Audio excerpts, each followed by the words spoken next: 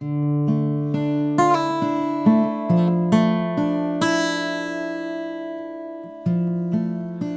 kun on joulupyhät vietetty, niin oltiin perheen kanssa Lappeenrannassa, niin keksin, että nyt voisin käydä katsoa täältä Lappeenrannan lähiseudulta uusia paikkoja, jossa ei ole tullut käytyä, niin löysin netistä tällaisen Haikkaalahden reitin, niin mennään katsoa miltä se näyttää. Ollaan yksi yö teltassa ja katsotaan mitä tapahtuu. Ei muuta kuin lähdetään.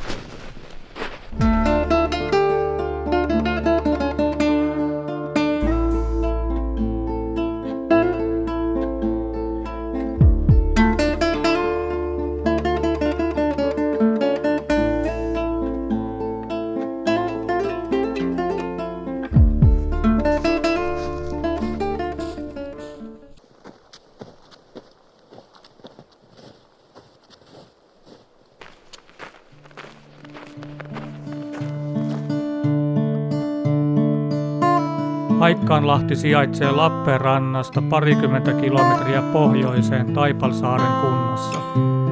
Retkeilyreitin pituus on noin 20 kilometriä ja se on mielestäni aika helppo. Välillä kuljetaan hiekkateitä pitkin maalaismaisemissa ja välillä metsässä polkuja pitkin. Reittiopasteet ovat todella hyvin näkyvissä.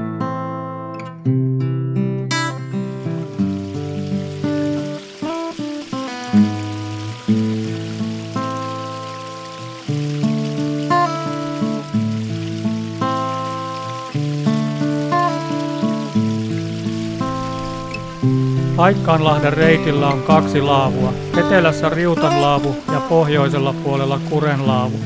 Minä suuntaan etelään päin Riutanlaavulle, jossa aion olla yötä sen läheisyydessä.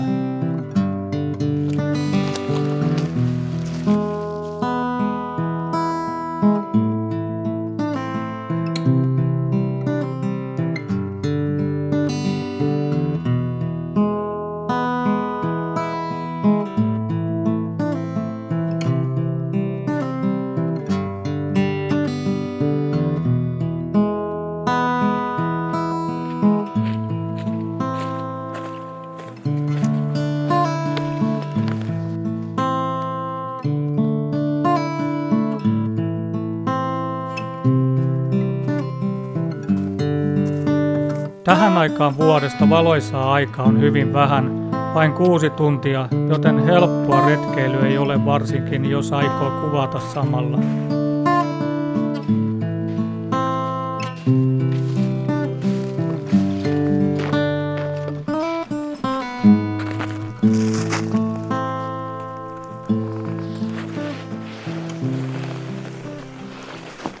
Nyt olen saapunut tähän Haikkaalahden reitin jollekin opastetaululle. Tämän mukaan tästä on matkaa noin reilu kilometri sitten. Oliko se Riutanlaavu nimeltä, jonka läheisyyteen mä sit aion pystyttää teltan ja ruveta sit kokkailemaan ruokaa. Tässä tulee aika nopeasti pimeä. Kello on 2:15 ja 3:15 tulee jo pimeätä. Katsotaan miten tää tästä jatkuu nyt sitten. Nyt ollaan tultu autopaikalta tuolta urheilukentältä.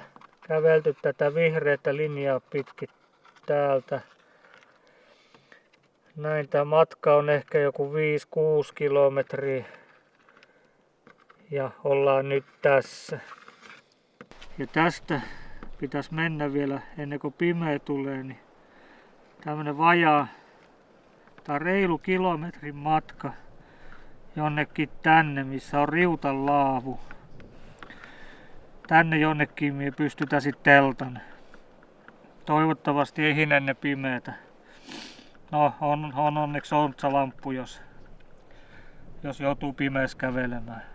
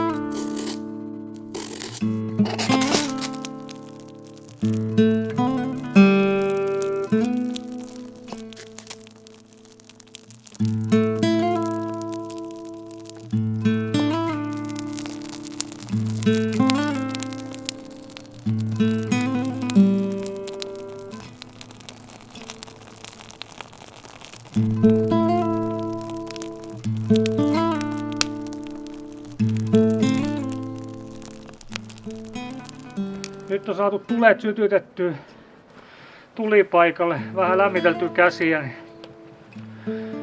meillä on noin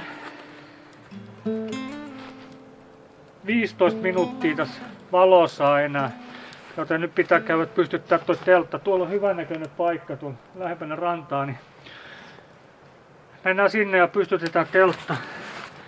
Siitä voisi tehdä vähän ruokaa. Tulla vaikka paistaa makkaraa tähän tai sitten mä teen bensakeittimen ruokaa. Lähdetään pystyttää teltta. Tulkaa mukaan.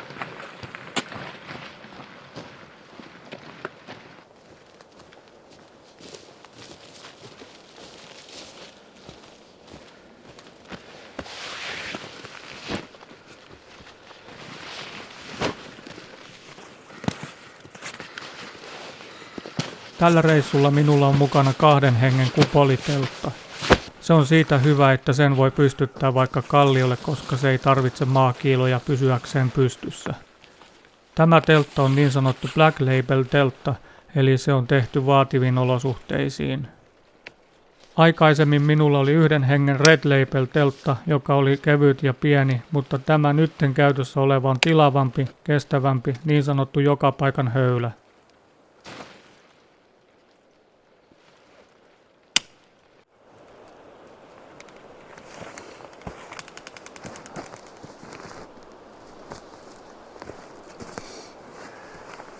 No nyt teltta olisi pystyssä, jotta lähdetään tekemään ruokaa tonne nuotiolle, jos se vielä palaa siellä, niin kyllä tässä rupeaa jo nälkä olemaankin, mutta mennään tekemään ruokaa.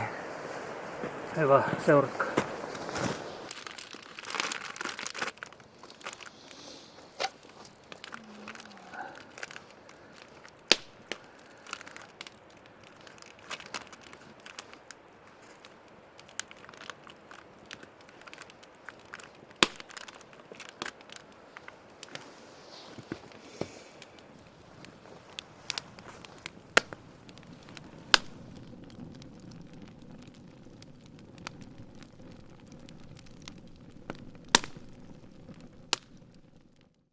Sai syötyä tuolla nuotiolla vähän se ja nyt sitten olisi tarkoitus kaivaa makupussi esiin ja makupatjan mä jo kerkesin tuossa täyttämään makupussi nyt. Nyt mulla on untuva pussi mukana. Menee 5-6 asteeseen pakkasta yöllä, niin untuva pussi on siitä hyvä, että se menee tosi pieneen tilaa tämmöiseen kompressiopussiin ja tää on -18 asteeseen. Mä oon nukkunut täällä 17 asteen pakkasessa, niin siinä vielä pärjäs, mutta sitten seuraava yön oli 18 astetta pakkas, niin mä heräsin kylmyyteen, mutta kyllä se aika hyvin piti mulla paikkansa se arvo. Niin tää on nyt hyvä valinta tähän tapaukseen. No nyt se on kello sitten vähän vaille 9, niin nyt sitten vois käydä nukkumaan. Niin toivottavasti nyt sitten nukkus hyvin ja semmoset 12 tunnin unet, niin sitten olisi taas valosaa ja vois lähteä taas jatkaa matkaa.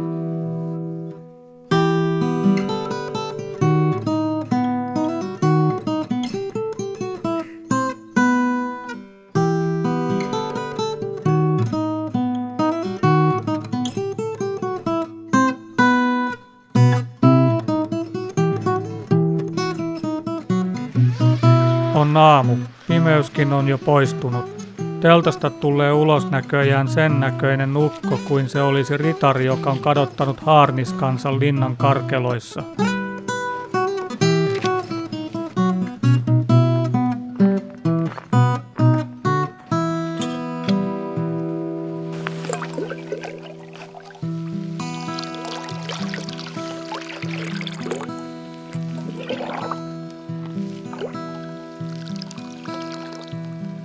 Haarniskan löydyttyä aamutoimien jälkeen on aamiaisen aika, ja etenkin pannukahvi, sitä ei voita mikään.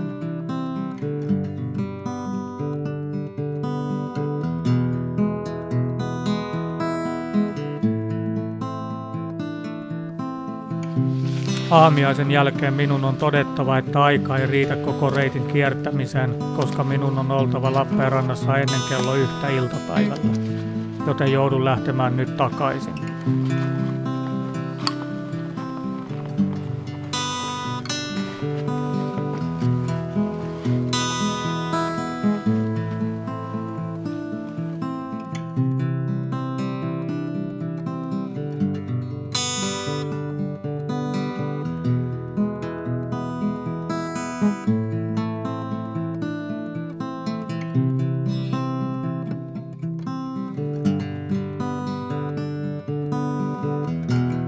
Olen hieman pettynyt, koska en saanut tehtyä retkeä niin kuin olin sen ajatellut menevän. Opin tästä sen, että jos menen uuteen paikkaan, jossa en ole käynyt koskaan, niin unohda aikataulut ja varaa reilusti aikaa. Aion kiertää tämän reitin kokonaan jossain vaiheessa myöhemmin, ehkä kesällä, jolloin olisi myös jotain värejä nähtävissä, muutakin kuin mustaa ja valkoista.